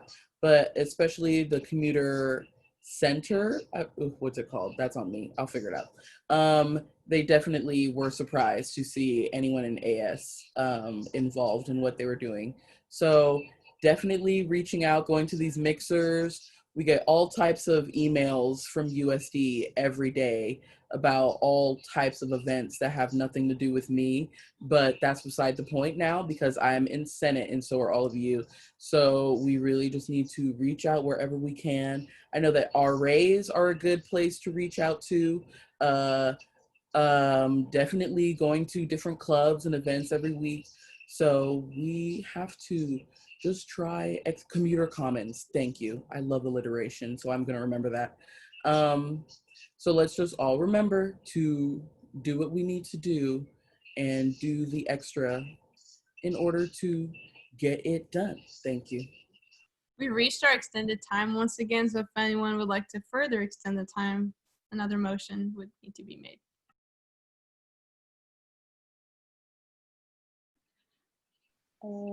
I motion to extend time by another 2 minutes, or I move to motion to extend the time by another 2 minutes. Okay, there we go. You move to extend the time by 2 minutes.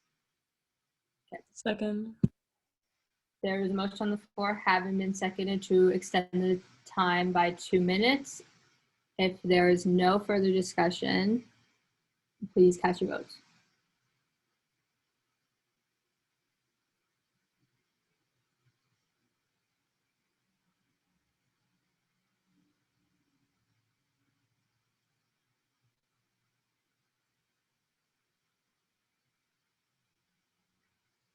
As a reminder, everyone, senator does need to vote, so if I say your name, I'm not trying to call you out, it's just a requirement.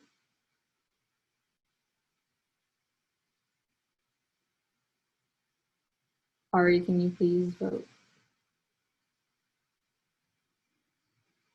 Motion passes. Ari.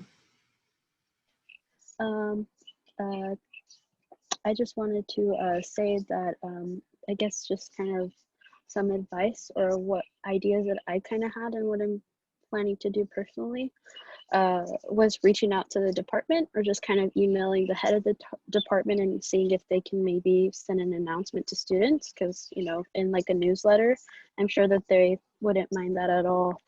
I would say, like as previous senators have stated, professors, friends, maybe Instagram if you'd like to post something on there and get, or if you had that, if there has to be an approval process by ASG, then something like that. That's what I was thinking of. And then just club activities that you're involved in, or other meetings, or if your friends go to other meetings as well, just kind of like that. And yeah, thank you. Alana Bloodman. I move to table this discussion until next Senate meeting when the IDE committee has met. Second. Second. There is a motion on the floor having been seconded to table this discussion until next Senate meeting after IDE committee has met. If there is no further discussion, please vote.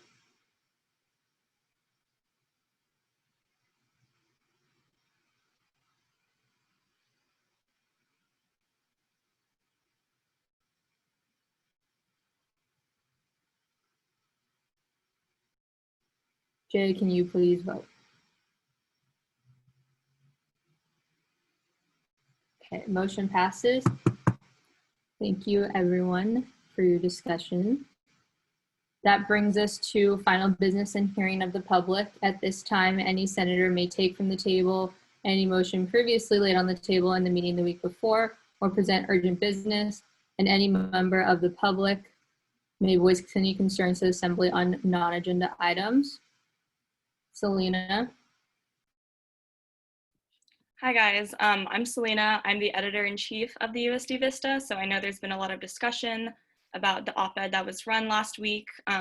So I'm here just to answer any questions that you guys might have about our op-ed process, about what we do and don't approve, or any questions about like if you would like to write an op-ed for us. So I am here if you want to ask or discuss anything about our processes.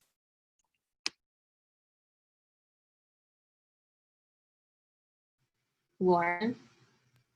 Yeah, how does somebody get an approval to get an op-ed published? Can I speak? Okay. So basically how it goes is that anyone who's interested in writing an op-ed reaches out to any member of our staff, and we direct them toward our opinion editor. Her name is Elena, and they give a 2 to 3 sentence pitch about what they plan their op-ed to be about, and we discuss that in our weekly pitch meetings on Tuesday. And we have another meeting for editors on Tuesday where we confirm which op-eds or which pieces in general we're going to be running for that week. And so after that happens, once we've decided on what we're going to run, we get the first draft of the op-ed from whoever's writing it. So that can be a staff member, a contributor, an assistant, whoever. So we edit that and we make suggestions based on, how the op-ed is. And then it goes through 2 more rounds of edits before we publish it the following Tuesday. And in terms of either approving or denying an op-ed, it's kind of on a variety of measures. The main thing is we are probably going to approve it if the topic is relevant or will create discussion within the USD community. But we will not run an op-ed if it's derogatory, if it has explicit misinformation in it, or if it has little to no relation to the USD community. So it's kind of on a case-by-case basis, but that is the process of how we approve and edit op-eds, if that makes sense to everyone. Fantasy, did you have your hand raised? Yeah, sorry, I was just gonna ask, it was kind of answered, but just like what would it take for it not to be approved? I'm kind of like, I guess I'm thinking that things are somewhat approved because of like, kind of like a free speech theme, but I guess would it have to be, like you said the terms that it wouldn't be approved on, but it would have to be pretty explicit, right? To like, or pretty, I don't know, it seems pretty subjective, I guess, if a certain person is approving it or not. Or sorry if I missed if there's a main person that approves them all. But yeah, and then how would the process go? Like, our op-eds, is there an option to like repeal them or like take them off? Or is it just going to be there for however long? Yeah, or kind of just like if you could touch on like the free speech portion, or how that connects to like the school and people just making statements, even if they are highly controversial. Selena? Yes.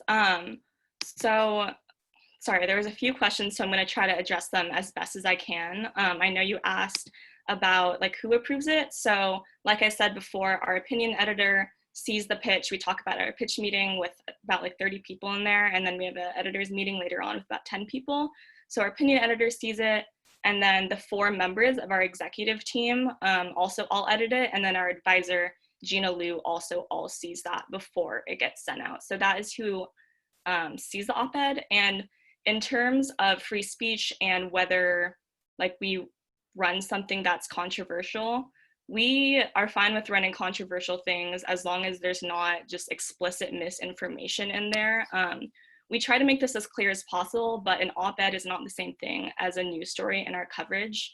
And we put a message at the end of our op-eds that say the views expressed in the editorial and op-ed sections are not necessarily those of the USD Vista staff, the University of San Diego, or its student body. But it is a place for any student or faculty member, anyone in the USD community to voice their opinion. If it's controversial, as long as it's making a good point and something that the USD community can discuss, that is something that we will most likely be running. Like I said before, it's kind of a case-by-case basis, but as long as there's not anything false or just derogatory or just trying to incite fights, those are all things that we take into consideration. Sorry, I hope I answered all of your questions. Let me know if I didn't. Alana Bledman. Thank you, Madam Speaker. May I address the person that's speaking directly? No, please address all comments to the speaker. All right, I sure will. Thank you, Madam Speaker. Love talking to you specifically. This is for you.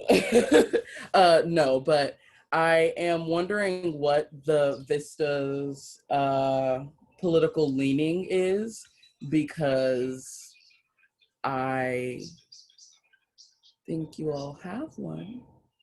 So what are your thoughts, Madam Speaker? Selena, if you would like to answer on behalf of the Vista. Yes. So news publications don't have political leanings, and like I said, op-eds are not representative of the opinions of the USD Vista staff, the University of San Diego, or its student body. We try to cover things as objectively as possible. We try to get as many sides as we can when we're covering a story, and I would not say that we have a political leaning.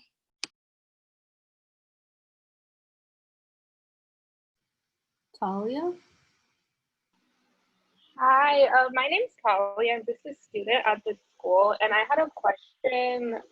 I don't know the rules for the Senate, but just regarding something that was said. It was said that the op-eds do have a disclaimer at the bottom stating that these opinions aren't of the school or of the Vista. However, I'm looking at this particular article or op-ed right now, and there's nothing that says anything like that. So I know when I looked at it and other of my student body friends looked at it and my family looked at it, it looks like this opinion is very explicitly the opinion of this USD student media and of the school, because the website is so official.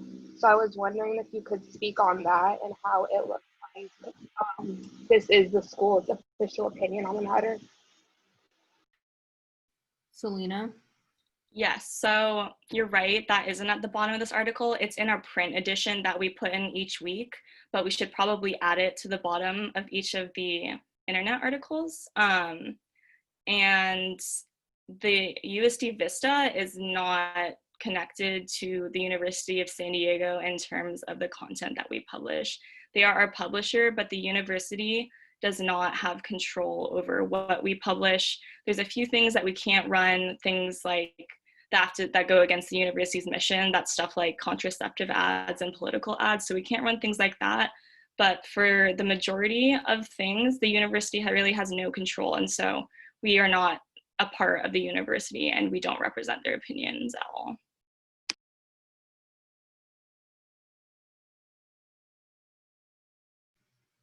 Fantasy? Yes, thank you. So just kind of going back to a point that was made, the editor-in-chief said the op-ed makes good points. So I was just wondering if you could clarify what points you are referring to. Selena? Yeah, when I say good, I mean a point that will help create discussion within the USD community and something that is relevant. And I think that clearly, since we're talking about Mary Logan's op-ed, I think that definitely caused discussion within the USD community and it was very relevant.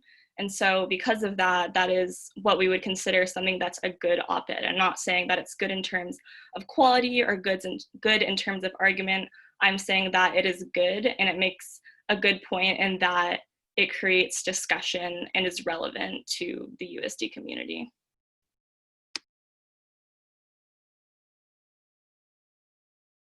Alana Bledman? Thank you, Madam Speaker. As a writer myself, I can personally say the structure of that op-ed was lackluster, to say best, but that is not the point. My point is the representative from the Vista said that no political articles would ever be posted. Can you please explain to me, Madam Speaker, I apologize.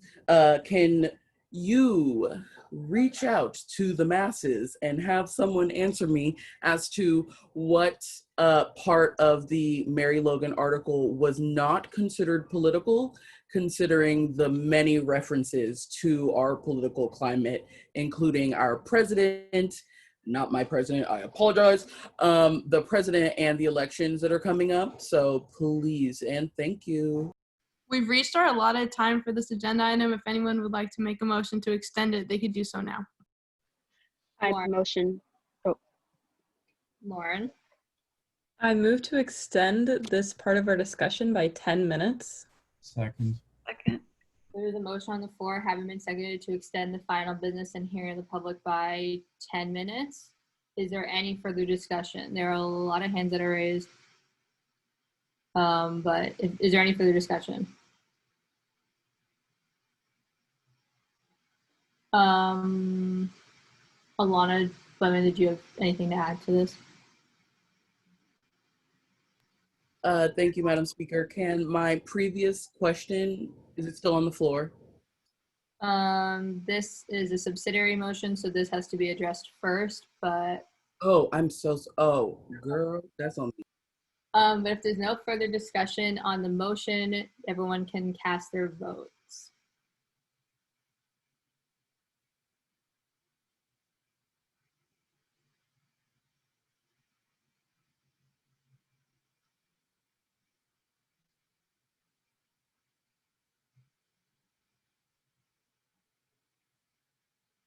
Jay and Brooke, can you please cast your votes?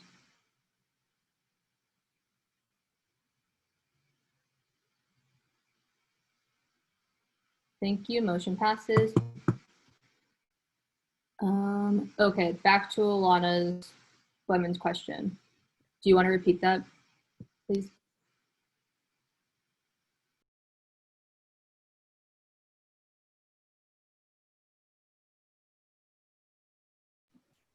Alana, do you want to repeat your previous question?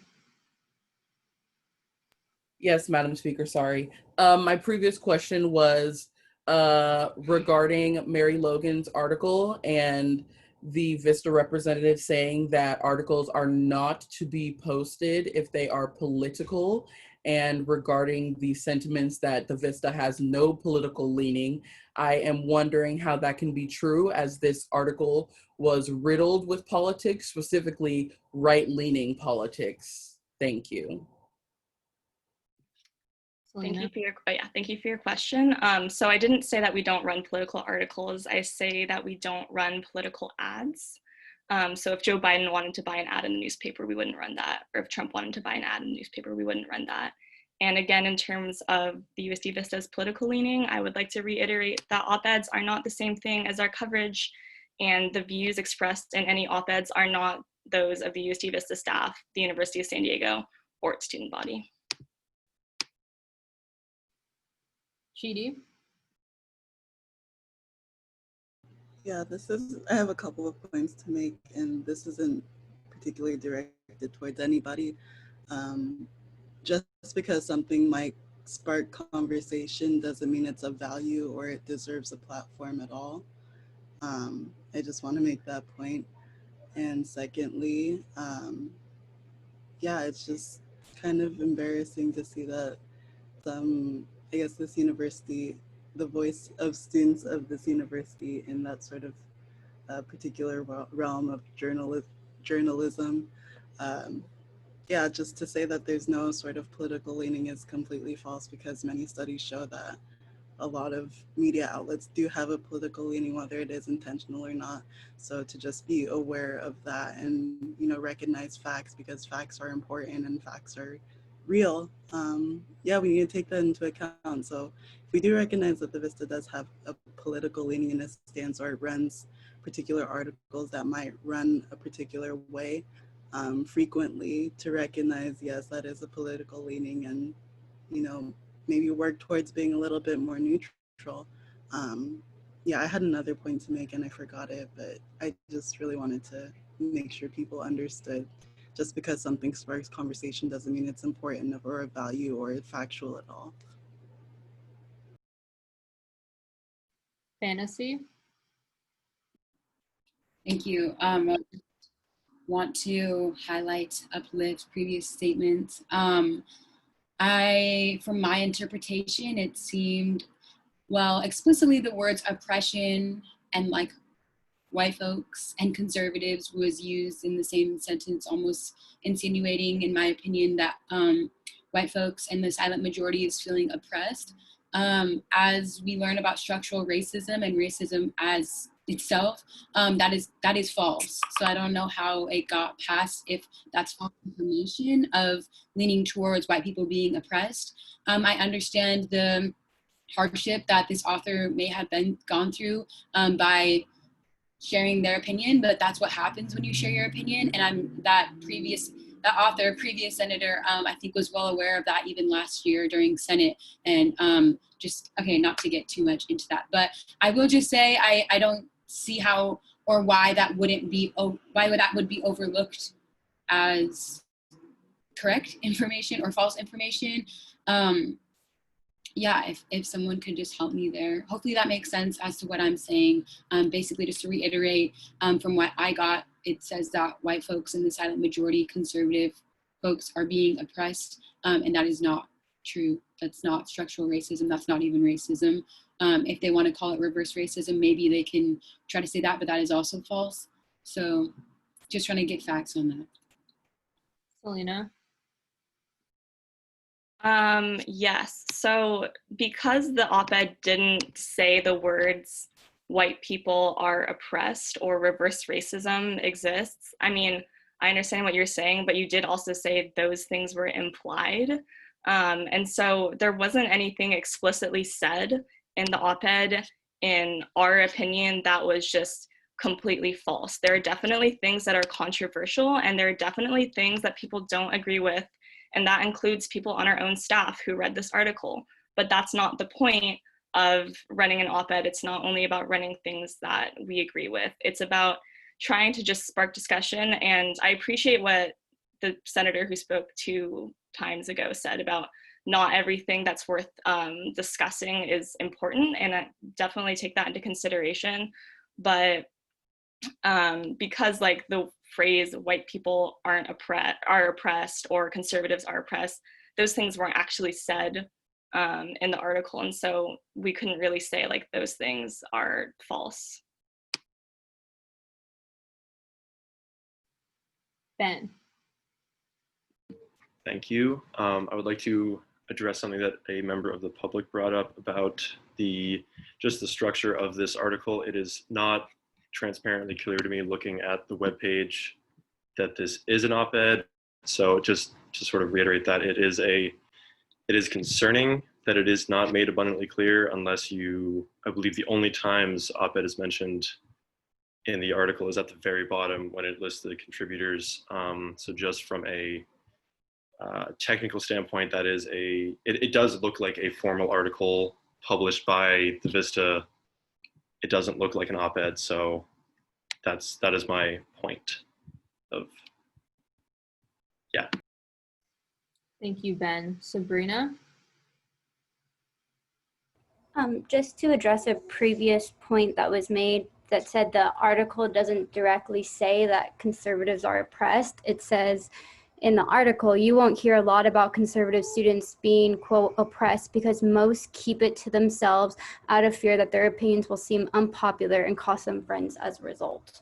And it goes into that. So it was directly referenced, and I don't think that it was something that they alluded to. I think it was pretty direct that they were referring to reverse racism, which again, as addressed by a previous senator, that is misinformation, given all the education and resources that have been made available, not even just through USD, but to everyone at large, not just this past summer, but during many years previous.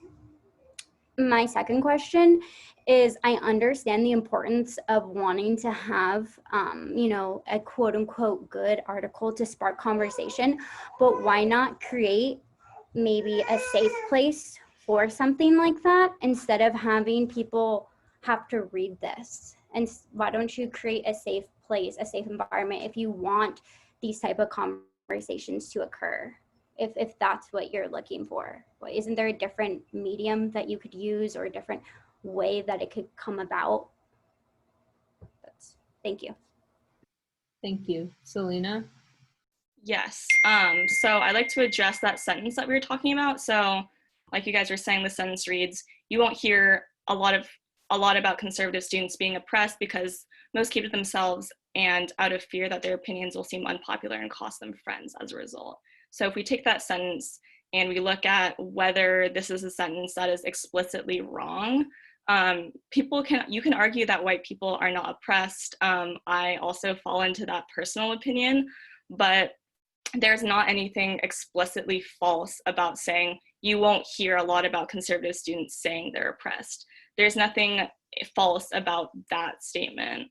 So that is why we chose to keep that sentence in. And in terms of creating a safe space, the USD Vista, that is not our function as a newspaper.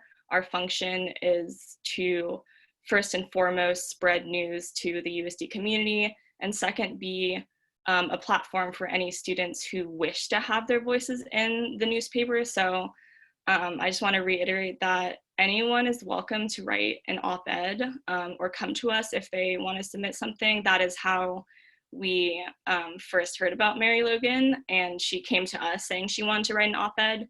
So that is open to every single student and USD community member. So we are welcome to any and all opinions, and we want to serve as a platform for a lot of different opinions and the opinions of all students.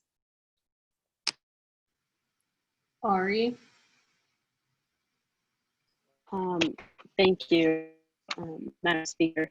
I just wanted to bring the concerns with, I understand that anybody is able to make the op-ed, but I also feel when individuals, I believe that it's the Vista's part and job to ensure that information isn't being falsified.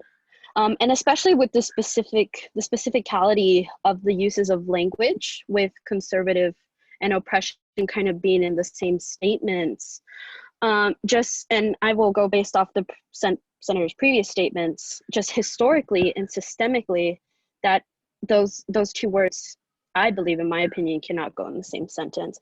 One, historically, USD is a Catholic institution, and though the Vista may not be part of USD, it is still connected in a way. So the fact that USD is a predominantly Catholic institution, with Catholic institutions, they can be very conservative. So I just want to understand, when it comes to looking at an op-ed and reviewing it, in your opinion, do you feel that the structure and sentencing and uses of wording, how important do you feel that is? Because one is to present a person's opinion, but then you also need to make sure that when it comes to wording like conservative and oppression, that the information it needs to be accurate. I'm not sure if that. We've reached our extended time, but if you would like to make a motion to further extend it, now would be a good time to do that.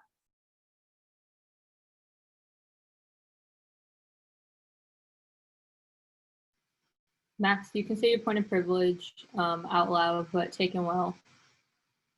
Point of privilege, I need to get going to class. Thank you. Well, thank you. Lauren? I move to extend this discussion by 3 minutes. Second. There's a motion on the floor, having been seconded, to extend this discussion by 3 minutes. Is there any further discussion? Please cast your votes.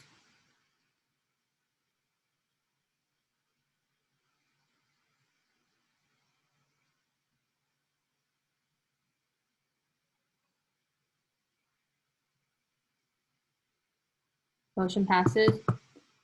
I'm sorry, who is talking right now before? Okay, Lauren was next on my stack. So Lauren? Yes, it's been stated that op-eds and articles posted through the Vista are not connected to the university and do not represent the university or the Vista's beliefs. But in the opening paragraph of this op-ed, the author references the university's Catholic values and beliefs and uses that as a basis for their argument that their views should not be oppressed. So I don't understand how these authors could use the university's values and beliefs if they, and then be said that it's not in connection to our campus. Yeah, so the op-ed is not, the opinions in the op-ed are not those of the university, is what I'm trying to say. So anyone who writes an op-ed is more than free to reference their personal connection to the university, their personal connection to a religion connected to the university, but the opinions in the op-ed are not those of the university. They are not those of our staff, and they are not those of the USD student body. Point of privilege, Madam Speaker, may I please leave for class?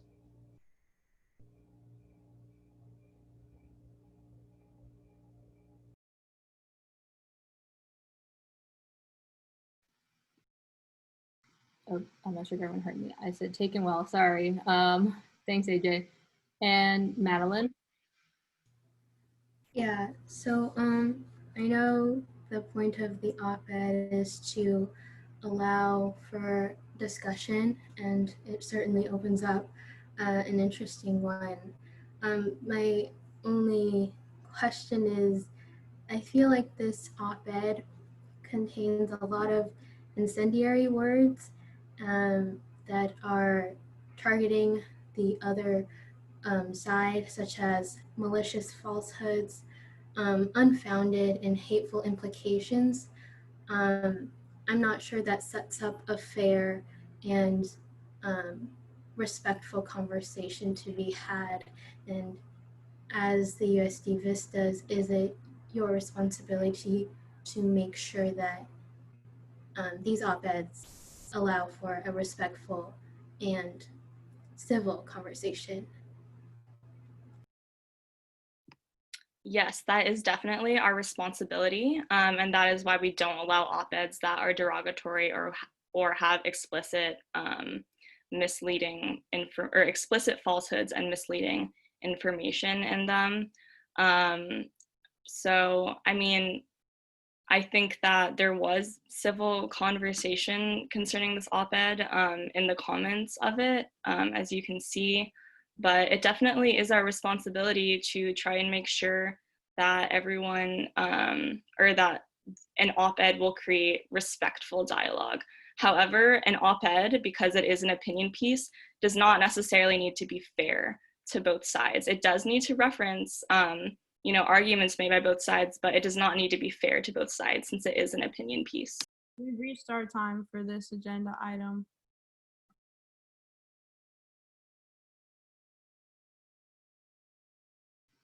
Sean? I move to extend this conversation by 5 minutes. Second. There is a motion on the floor having been seconded to extend the conversation by 5 minutes. Is there any further discussion? If not, please, I need to attend class. taken well. Thank you. Please cast your votes.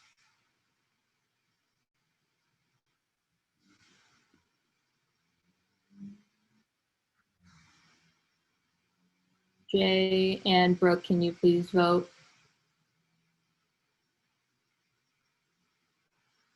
Thank you. Motion passes. Ezra?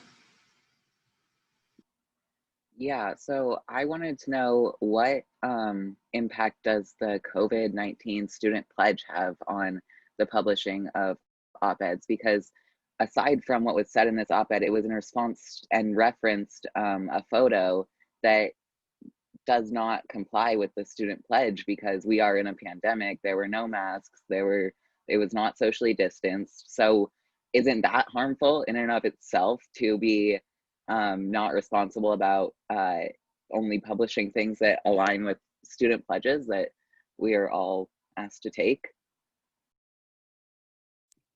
Yeah, so since we are not a part of the University of San Diego, we don't adhere to their policies, and we don't necessarily check to see if everything that any student has done adheres to the student code of conduct, because we're not the university, so we don't follow their protocols.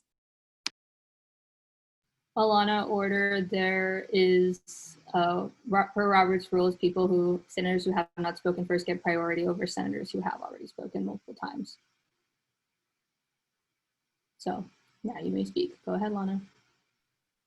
Thank you so much, Madam Speaker. I don't know things, so glad that you do. I would like to say that personally, I think journalists have to know that words have meaning, they have power, and that.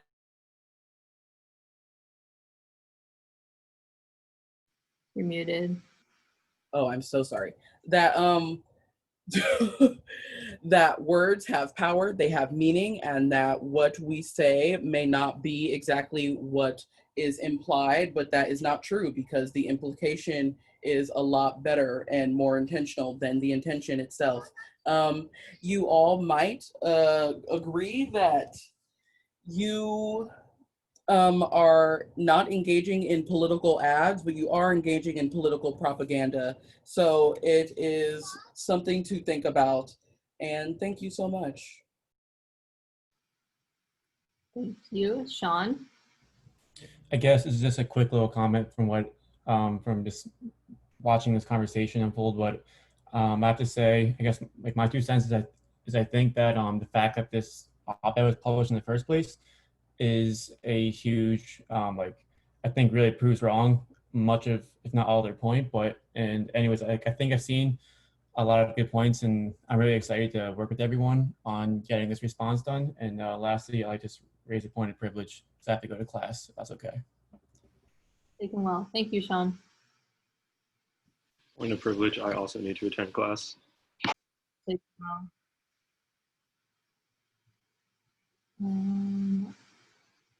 Lauren?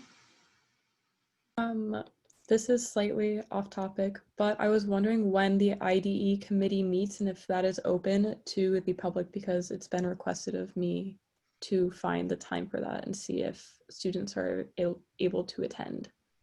Ezra?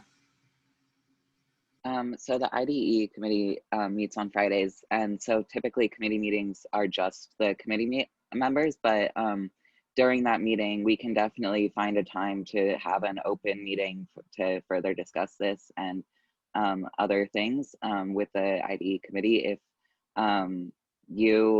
I can give the speaker updates about that after our meeting once we all talk as a committee, just because typically the committee meetings aren't open, but we can definitely accommodate that request. Sabrina? Point of privilege. Oh, taken well. Thank you. Also point of privilege. Taken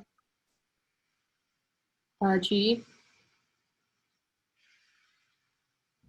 Yeah, so I'm sensing that it might be a little bit more productive to wait until potentially more of the contributors of the article that we are discussing are present at the Senate meeting.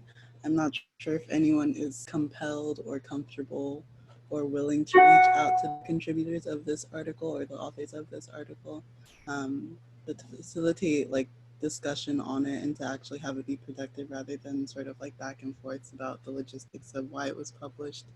I think it might be a little bit more productive to just speak directly to the person who wrote it and the people who helped write it. I'm not sure if that's possible, but I feel like we're kind of going in circles. So if we could table this discussion until perhaps next Senate, I could make that motion too. If you would like to make that motion, you can do so.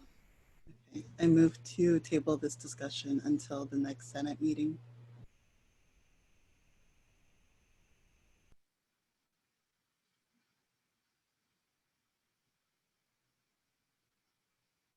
Second. Maya, sorry to interject, but I think this is the hearing of the public, so we either have a motion to adjourn or, because I don't think, is that correct? Parliamentarian, can you confirm? Yeah, I think so, yeah. Anyways, we reached our allotted time for the agenda item anyways. Thank you, both Amanda and Sarah. Fantasy. I move to extend 2 minutes for some final words to this discussion.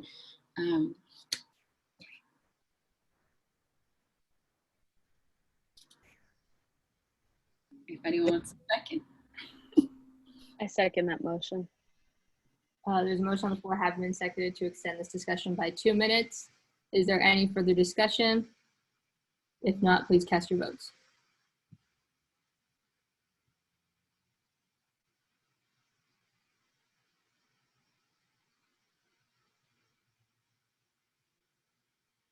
Motion passes.